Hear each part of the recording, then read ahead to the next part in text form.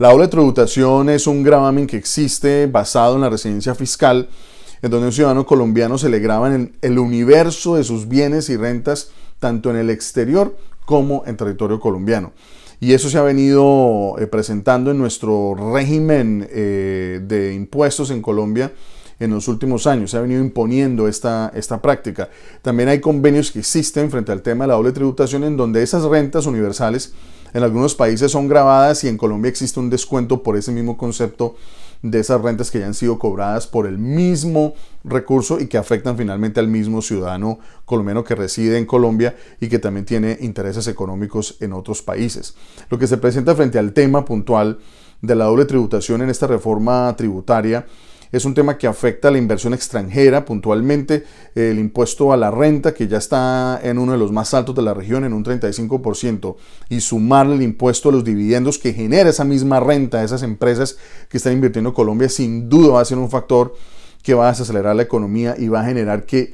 muchas empresas o se vayan del país o que ese recurso que finalmente se está invirtiendo en el país se vea reducido y que muchos inversionistas miren a Colombia como un país de riesgo en materia tributaria por los altos tributos que se van a terminar cobrando y esa doble tributación que finalmente el ministro Campo ya terminó admitiendo que se va a terminar presentando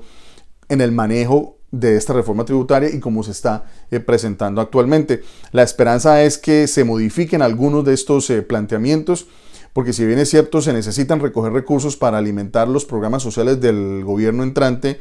de este gobierno de Gustavo Petro, y para poder llegar a las poblaciones más vulnerables y más marginables se necesitan los recursos y debemos aportar esos recursos, pero también hay que vigilarlos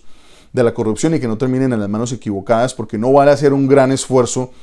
ahuyentar la inversión extranjera, ahuyentar sin duda el desarrollo del empleo y de la producción nacional para efectos de que finalmente los recursos se terminen perdiendo. Entonces es muy importante que el gobierno, si pretende mantener este concepto de la doble tributación, cobrando renta a las inversiones extranjeras, adicional cobrando renta a los dividendos y cobrando obviamente unos impuestos a los patrimonios mayores de 3.000 millones de pesos, obviamente eso va a generar una disminución en la inversión, pero también hay que vigilar que los recursos no se pierdan. Y frente al tema puntual de la inversión de los colombianos en el exterior, hay que tener mucho cuidado, sobre todo el inversionista que quiera invertir por fuera del país, que no vaya a caer en ese rango de esos 3.000 millones que está hablando el gobierno, que tenga mucho cuidado en qué país va a hacer su inversión, cómo lo va a hacer, si lo va a hacer en bienes raíces o si la va a hacer en la bolsa de valores. Todo ese tipo de temas entran a jugar un papel de suma importancia a la hora de hacer esa inversión en el exterior y hay que hacer el análisis sobre cuántos recursos voy a dejar en mi país y finalmente voy a eliminar mi residencia fiscal en territorio colombiano y voy a dejar todos mis bienes y rentas y patrimonio en el exterior